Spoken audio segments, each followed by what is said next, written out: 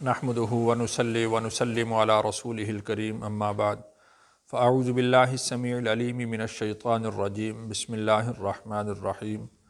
آج ہم سورۃ آل عمران کی آیت نمبر 90 اور 91 پڑھیں گے، اور ان آیات کے ساتھ انشاءاللہ ہمارا آج تیسرا پارہ مکمل ہو جائے گا۔ پھر ہم اس کو رمضان المبارک کے آخر تک اس سلسلہ کو روکیں گے، اور اس دوران ہم انشاءاللہ زکوٰۃ کے مسائل اور رمضان المبارک سے متعلق جو مسائل ہوں گے تو ان کو انشاءاللہ ذکر کریں گے۔ اس سے پہلے اللہ تعالیٰ نے مختلف قسم کے کافروں کا ذکر کیا تھا، اور ان کافروں کا بھی ذکر کیا کہ جو مرتد ہو گئے اور پھر انہوں نے دوبارہ ایمان قبول کر لیا۔ تو جب ایمان قبول کیا تو پھر ان کی توبہ بھی اللہ تعالیٰ نے قبول کر لی۔ تو ان آیات میں اللہ تعالیٰ نے ان کافروں کا ذکر کیا کہ جنہوں نے ایمان قبول کیا، پھر کفر کو اختیار کیا، پھر کفر کے اندر ہی آگے بڑھتے رہے، تو اللہ تعالیٰ ان کی توبہ کو کسی صورت قبول نہیں کریں گے، اس لیے کہ توبہ یہ ایک عمل فرعیہ میں سے ہے، اعمال فرعیہ میں سے ہے،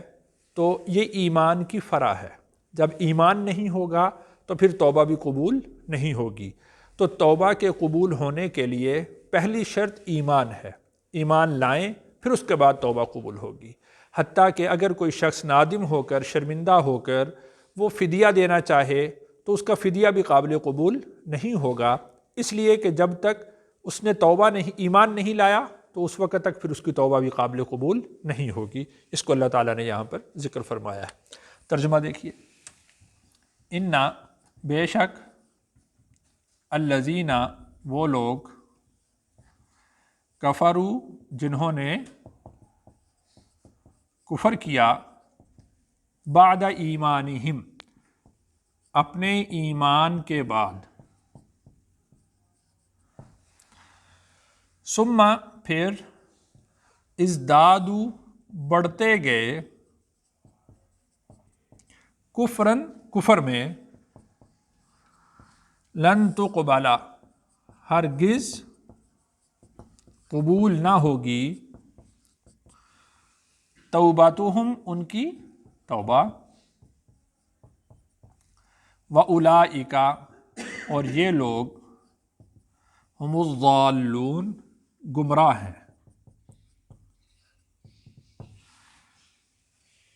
یعنی وہ لوگ کہ جنہوں نے ایمان کے بعد کفر اختیار کیا، یعنی ارتداد میں چلے گئے، اور پھر توبہ نہیں کی بلکہ ارتداد کے اندر بڑھتے رہے، کفر کے اندر بڑھتے رہے، تو لن تقبل توبتہم تو ان کی توبہ ہرگز قبول نہ ہوگی،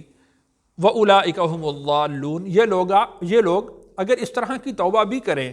تو یہ ان کی توبہ قبول نہیں، یہ اس توبہ کے ساتھ بھی یہ گمراہی کے اندر ہی لگے رہیں گے۔ اس کی مثال یوں ملتی ہے جیسا کہ فرعون تھا، کہ پہلے تو وہ کفر کے اندر رہا اور پھر کفر کے اندر بڑھتا ہی رہا، اور جب اس نے موت کو دیکھا تو ایمان لے آیا اور کہنے لگا کہ میں ایمان لاتا ہوں۔ تو ایسے لوگوں کا ایمان لانا وہ اللہ کے ہاں قابل قبول نہیں ہے، اس لیے کہ وہ جب اپنے انجام کو دیکھ رہا ہے، انجام کو دیکھنے کے بعد جب وہ توبہ کرتا ہے تو پھر اس کی توبہ قابل قبول نہیں ہوگی۔ ہاں البتہ کسی آدمی کو اللہ تعالیٰ توبہ کی توفیق عطا فرما دیں، ایمان وہ لے آئے، اور حالت صحت میں اور اس طرح اپنے موت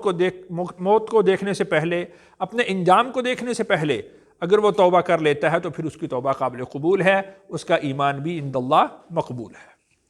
ان الذین بے شک وہ لوگ، کفروا جنہوں نے کفر کیا، وماتوا اور وہ مر گئے، وہم اس حال میں کہ، ہم کفار وہ کافر تھے، فلن یقبل تو ہرگز قبول نہ کیا جائے گا، من احدہم ان میں سے کسی ایک سے، ملء الارض زمین بھر کر، ذہباً سونا،